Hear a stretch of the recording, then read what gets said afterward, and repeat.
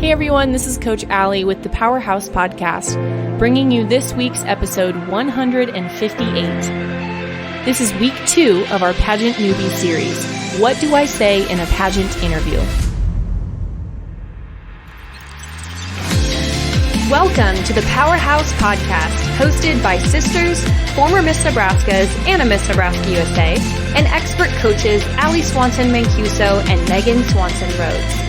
Every Tuesday, we bring you a life-changing, challenging, and activating episode to help high-achieving women win their pageants, massively transform their mindsets, and dominate all aspects of life, including elements both inside and what most consider traditionally as areas outside of pageantry. Allie and Megan coach high-achieving women in all 50 states and beyond, and live to see women conquer their dreams. If you're not already part of our Powerhouse Club, join the fastest growing group of winning pageant queens on the planet, linked in the show notes every single week. Now, let's get on to this week's episode. What's up, guys? Welcome to episode 158, the second episode of our Pageant Newbie series. Today, I'm going to talk about what do I say in my pageant interview.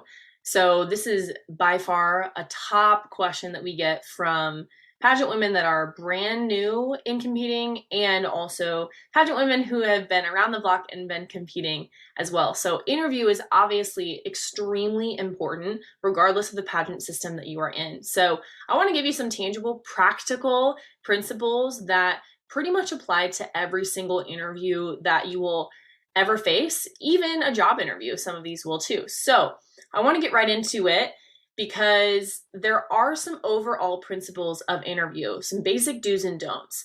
So number one, if you don't know how a pageant interview flows or what to expect, the very first thing that I always tell people is it's just a conversation and they are there to get to know you. So take the pressure and the stress off of it of I'm in a stuffy room, I'm in a cocktail dress, or I'm in a pantsuit and I'm meeting strangers. No, this is the example that I say to any of my clients. Imagine you are sitting at a Denny's or an IHOP or wherever your comfy restaurant is across from your best friend, and they were asking you some of these questions. How would your vocal tone be? How would you respond to them? You'd be very calm and confident in your answers because you feel like it's a safe zone. So number one, above anything else, above any tip or trick or anything that I can possibly teach you, it's you have to get your mindset right to be comfortable and feeling like this is a safe space for me to talk about myself. Even though the nature of the game with pageantry is that you're kind of being judged in that moment because that's what we signed up for, right? We're opening ourselves up, say, here I am, world, and you're going to judge me, and I'm okay with that, right? That's a very vulnerable place to be, but it takes a level of emotional intelligence to walk into that room and the inner thoughts inside of you are saying, you know what, I'm going to choose to be open and honest because it's a pleasure for you to get to know me here today. And again, don't actually say that, but let that be the confidence that you're telling yourself. Let that be the thought that you're telling yourself in between your ears, because that is a vibe that judges can latch onto. When a girl is like, yeah, let me tell you about myself in this moment, it's not coming from a place of being conceited, it's confidence and saying, you know, whatever you ask me, I'm just talking about my life. And when you frame it that way, before you even step in the interview room, there's a level of calm that can come over you because you've already prepared, because you already brain mapped what that conversation is going to be like. So wanted to start with that. But overall, if you have no idea what to say in a pageant interview, number one, talk about you. Okay, it shouldn't be a hard thing to do to talk about yourself, but some people really struggle with it. And it's something that it's okay to practice about it because you're the one living your life, but are you able to communicate the stories of your life, to explain your accomplishments without just listing them as facts, but tell the story and the emotion behind the things that you actually experience in your life. So talk about you and let the judges get to know you. Number two, talk about your accomplishments, your hobbies, your passions, your platform. Now that word platform, if you don't know what that is and you are a newbie to pageants, platform is basically your cause or your advocacy that you want to communicate in the pageant or in life. So maybe you are really, really passionate about the environment. Maybe you are extremely passionate about helping people recover from eating disorders, or maybe you're passionate about health and fitness, whatever it is, that can count as a platform. Now, make sure you understand the verbiage behind the pageant system that you're competing in. I'll use Miss America as an example. They don't say the word platform anywhere. They say the word social impact initiative. It basically means platform, but it's whatever cause you're passionate about that creates change around you and creates an impact into others' lives. So that's really important. If your pageant system does not require you to have a platform, I always encourage people to still have something that you're passionate about, because number one, it provides more experiences and more storylines for you to tap into in your interview. And number two, it showcases you as a more diverse individual that doesn't just care about yourself and can't only talk about yourself in your interview, but you can also talk about the impact you want to have on other people, because that's really what we're supposed to be doing as pageant title holders. And if you were to win, it can open the door to lots of other community service opportunities, etc. So really, really important to have that cause in your back pocket, or something to say, hey, what am I passionate about? What's something that I'm already doing? Am I partnered with a nonprofit? Do I volunteer here with my church or this organization on Sundays?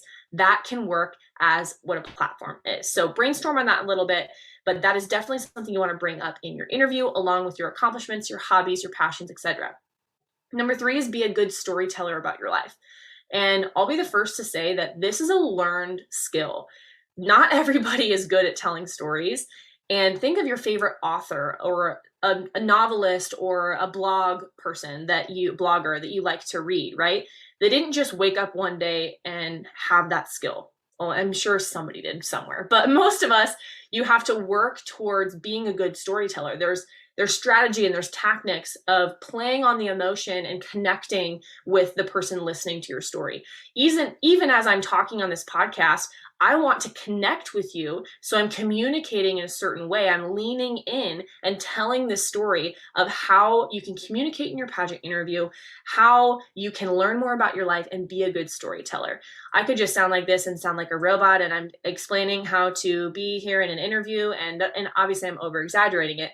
But all of those colors can show in a story when you're communicating about your life. It doesn't have to be boring, and you can make it more interesting with your energy and your personality and your body posture and your eye contact and your facials.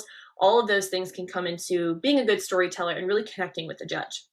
Next is dress to impress. So I'm kind of giving you some basics in interview, and then I'll go into more what do I say. But it's really important to be aware of what you're wearing in your interview. If I come into an interview in sweatpants and a t-shirt, I might be super comfortable and I might wear that in my day-to-day because I'm a part-time basketball coach and I was a basketball player my whole life. So I'm really comfortable in that outfit. But somebody who doesn't know me, they're like, this girl is not taking this seriously. She's not dressing for the job. She's not dressing to impress. So it's really important to wear something that you feel confident in, that's honestly comfortable. I never recommend somebody wearing something just because it's fashion forward and it's not comfy, because that'll show on your face. Hard truth. But it's really important to dress to impress. Dress like the title holder that you will be taking over if you were to win. That's a good way to put it. Next is be confident, poised, and articulate your words. So I know it's normal to be shy, to be nervous when you're stepping into an interview, but try your best to slow down your brain and articulate your words that you are trying to convey in your interview.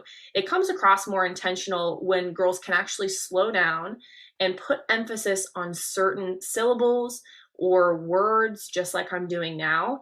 I could stay here and I could talk really fast because I'm super nervous and this is how it's coming across in my interview, and now I have nervous energy, right? You can hear and see the difference in that.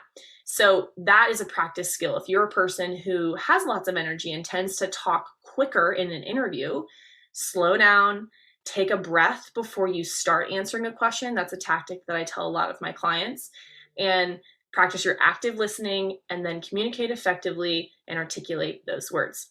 Next, be mindful of your body posture and your hand gestures. This is why it's so important to do mock interviews in front of other people, because a lot of times, even as I'm speaking to you guys here, I am mindful of my posture and my facials, and I know it's a podcast, but of what I am doing with my body, because I've had to learn that being a former Miss Nebraska and being a professional public speaker, because people have pointed out, hey, Allie, you're really tall. So your hand gestures, when you go outside of your box, it's kind of intimidating to the people watching you.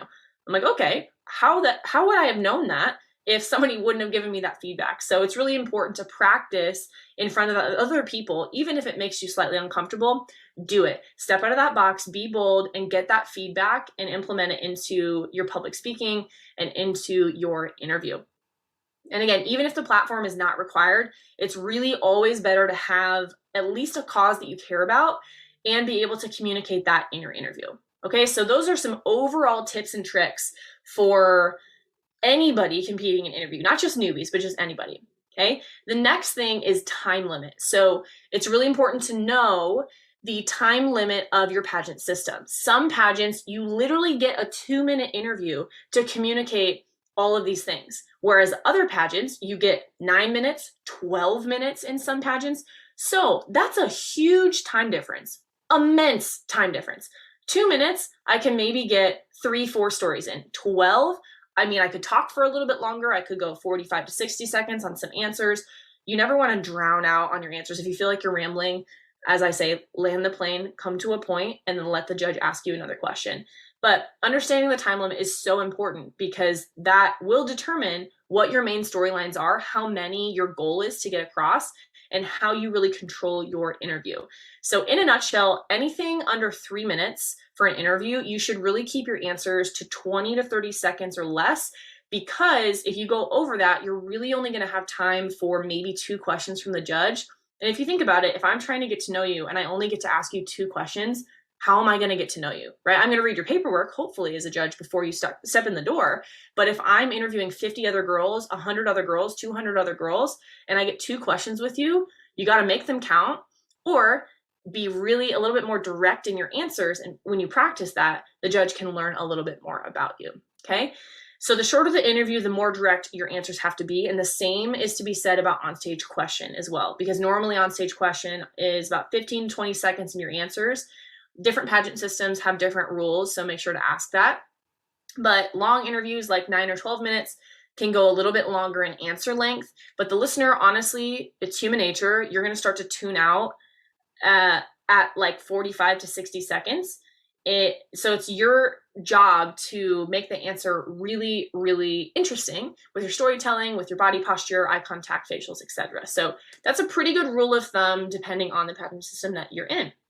The next thing that might change for your interview is whether you have a panel or you have one-to-one interviews. So it's really uncommon to just have one judge judging an entire pageant. What I mean by one-to-one for newbies is that even if I have 5 judges, my interview, I'm going to be judged by one judge at a time. So I essentially will have 5 2-minute interviews or 5 1-minute interviews or 5 3-minute interviews or 4, whatever, right? Compared to a panel is I will have one interview, but 5 people will be sitting at the table in front of me, and I will have to answer questions from all 5 people. So hopefully that makes sense.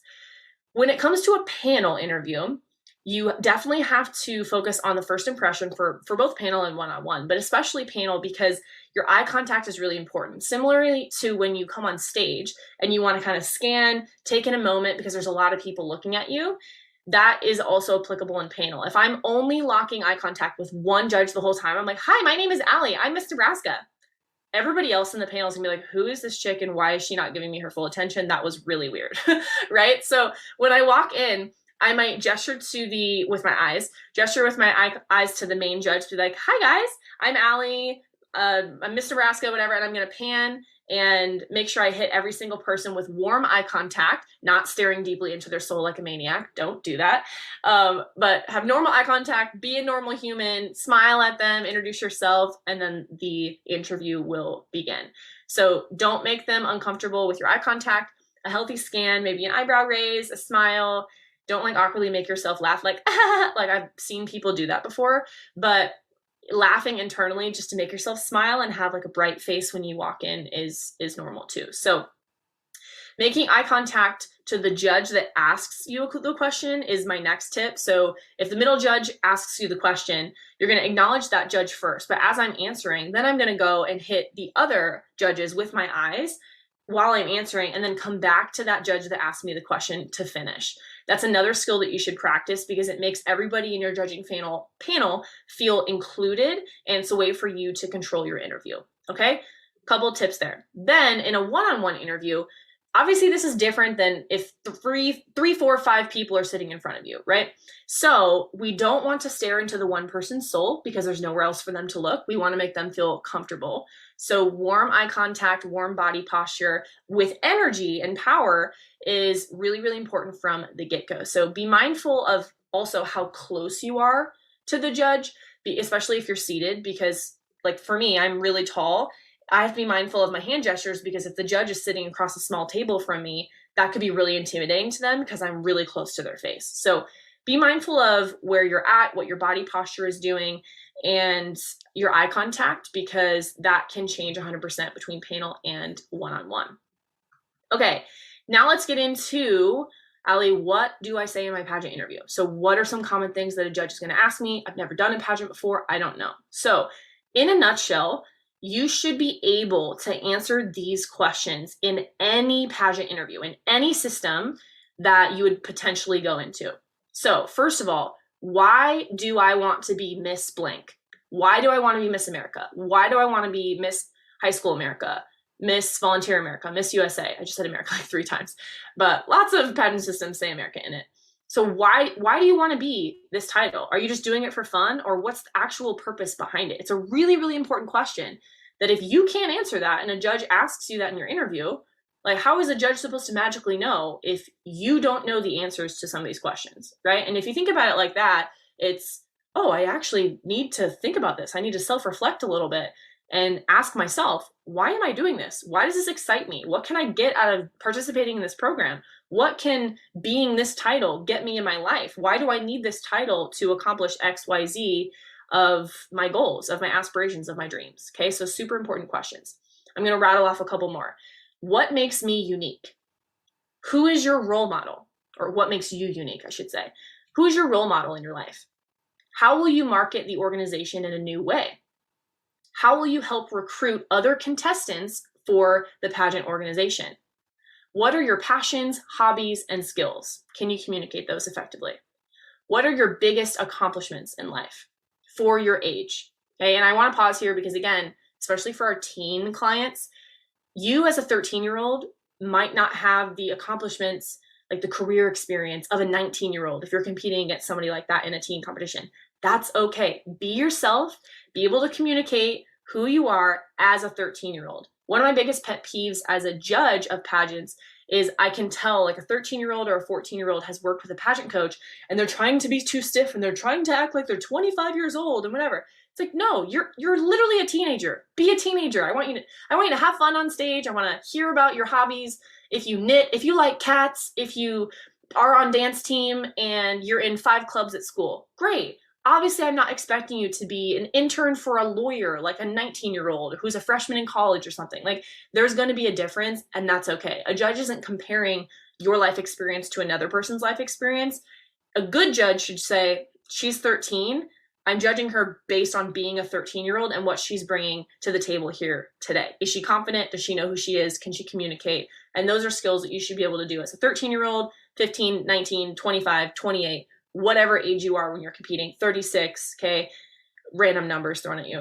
But whatever age you are, you should be able to communicate confidently. And honestly, ladies, that's a skill that you need to take into your daily life to communicate to your family effectively, in your relationships, in your careers, etc. So very, very important to hone in on that skill.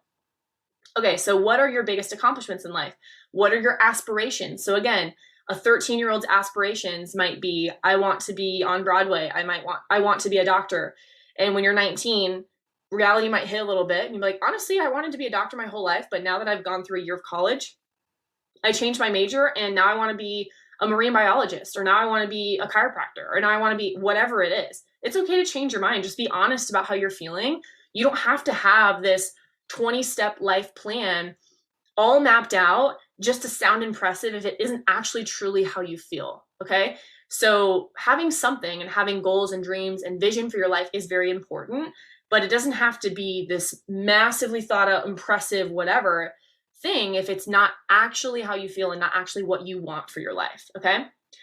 Next is, what cause am I passionate about and want to help create change in? So that's the platform question. What advocacy project are you passionate about? How are you helping people in your life? And if you're not helping people, start helping people, because that is what pageant girls do. And that's what you're going to have to do when you actually have that title. You're going to be encouraged to go serve your community, volunteer in the community, etc. So really, really important to kind of get out of your bubble a little bit and do something for your community, fundraising, soup kitchen, literally anything. Get a first step volunteering for somebody outside of your comfort zone, outside of your school, outside of your part of town even. Those create experiences that you can share in your interview because it's a really good life experience. Next question, why did you choose this pageant? Super important. On the previous podcast that I did, I think I listed like 12 pageants for you guys in different history and different qualifications for the pageants, etc. So as a judge, I honestly want to know, why did you pick this pageant system? You could have done the millions of others that exist, but why this one? Why do you want to be Miss this title holder specifically? Not Miss America, not Miss USA. Why do you want to be Miss Collegiate America? Like this specific pageant system. Got to have an answer to that, okay? And why did you choose to compete in this pageant system overall? Maybe the values of it resonate with you. Maybe the national cause that you're partnered with resonates with you. Doesn't matter what it is, but you need to have a reason. What have I overcome in my life that made me grow as a person? Super important question, okay? You can be the most accomplished person in the entire world. You can have accolade after accolade after accolade. You can be super skilled in 19 different things. But if you can't tell me how you've gone through something in your life, I'm probably not going to connect with you as a judge, to be real. Okay? There's a depth that is necessary for girls to win that national title. When you can tap into that emotional intelligence to say, hey, this was a struggle for me in my life, and here's how I got through it, and here's how I can teach other people who might be going through the same thing how to not stay in the root of it or in the valley, but come up with me and overcome that challenge that they're going through in their life. Okay? That's so important. And so many people can resonate with that. I might have not had the same struggle that you went through personally, but I can resonate with pulling myself up from my bootstraps and accomplishing something in life. So really important to identify what that is for you. And please, please, please do not fabricate some story that's false because you feel like you need to say, oh, I came from a single parent home when I had two parents, or I came from poverty when that's not your story. Like, don't fabricate something that's not you. But if I can challenge girls listening to this for a brief moment, if you did have a wonderful upbringing, maybe you need some more life experience. Maybe you need to push yourself in some areas that, not in like an unsafe way, that's not what I'm saying, but in a new way where you gain the experience of going through something that's just challenging and you had to push yourself in a new way. That's life, and that builds character in you and in those storylines for pageantry. So that could be a whole nother podcast, but very, very important for you to know, what have I overcome in my life and how can I help others through what I have overcome and be a leader in that area and help communicate to other people. Okay. Then finally, why should we pick you as the next Miss Blah? Another great question. You should know this. What makes you unique for the title? What are you going to do with the title? Why should the judges pick you? And if you don't know, how am I supposed to know as the judge? Really important. Okay. Couple final just points overall, couple tips for your interview that you should know. Know the system you're competing in, which sounds like a duh, but you should know the system you're competing in and what they're looking for. I was saying this on, again, the previous podcast, but different pageant systems look for different things. Okay. Some girls get so mad that X pageant system had 5 brunettes in the top 5, or this pageant system was looking for this type of girl, and that's not you. Okay. A pageant is a business most of the time. Some of them are nonprofits, but it's completely subjective. And if you can't first understand that before going in, you're always going to be disappointed if you don't meet the goal of whatever you set your heart out to be. Okay. It's completely subjective. So number one, you have to be okay with whatever the result is, even if you disagree. But part of that is knowing the system you're competing for. So if your system that you're competing for, again, I said this on the last podcast, some international pageants, you have to literally put your body measurements because they're looking for a specific model to win a title. Now, that might not be the best pageant system for someone who's like, yeah, body positivity, this is my jam, which I love that. I love that we have different pageant systems that allow you to have different voices, right? But trying to fit your narrative into another pageant system who's like, that's not what we're about, then why force yourself to do that when another pageant system might be a greater fit for you and just amplify your voice 10 times more, okay? There are so many different tweaks and examples of that, of how a certain system might not be your fit because of various reasons. If you have any questions on that or how to find your pageant system, DM us at Powerhouse Pageantry, DM me, Allie Mancuso, or Megan Rhodes on Instagram, and we want to help you with that because I want girls to feel so empowered with the system that they choose. And it's definitely not a one-stop shop where just because my friend did this pageant means that I'm going to do it and it's going to be my fit, okay? There are so many pageant systems out there that can give you so much that it's worth doing a little research and seeing what the best fit for you is going to be, okay? A couple other tips. Follow the previous title holder and national title holder for trendy topics and just relevancy. So you should know the national title holder's name and platform cause. You should know the state title holder's name and platform cause because that could come up in your interview. You should know the national slogans or pageant mottos. So if the pageant slogan like Miss USA is Pageantry Reimagined, okay? It used to be Confidently Beautiful and now it's Pageantry Reimagined. And you get a question in an interview, what does Pageantry Reimagined mean to you? You need to be able to explain that and fundamentally understand that that is the national pageant's slogan, okay? So if you follow the previous title holder and national title holder, they're going to be talking about things that are just relevant to the conversation. They're going to be working with different brands and different organizations that the national pageant cares about because they're the representative. So it's good to follow them so you stay on trend and on topic and your interview is a little bit more relevant and doesn't seem dated.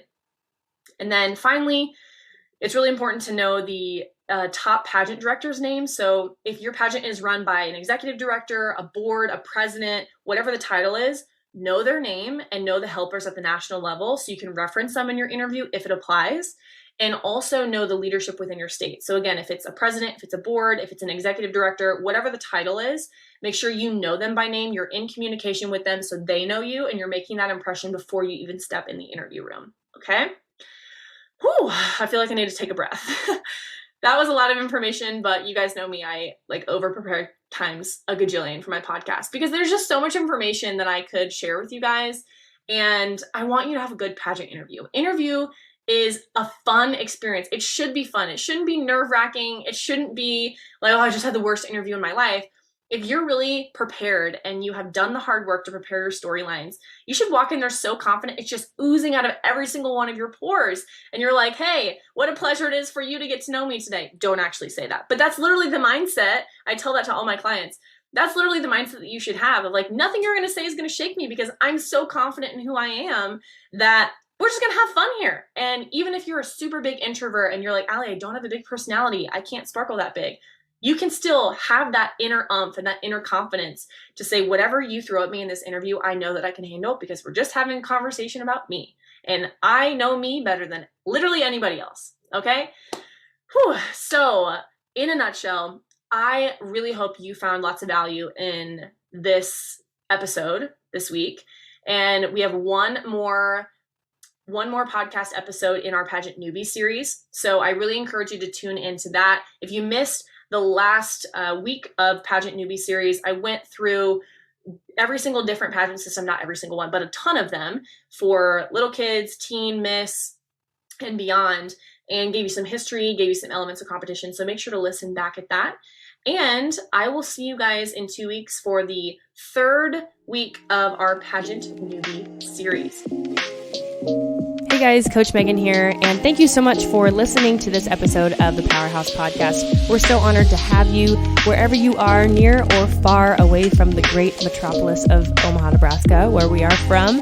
We are so proud to be your virtual coaches. If you could just share this with a friend that you feel like needs to hear this today. Give us a 5-star review if you haven't already, and click that link below in our show notes. We promise we are the nicest people, and we'd love to meet you, and we'd love to figure out if you're a good fit for our programs, or make a suggestion for a different coach, different consultant, different person that's a professional in their field that can help you.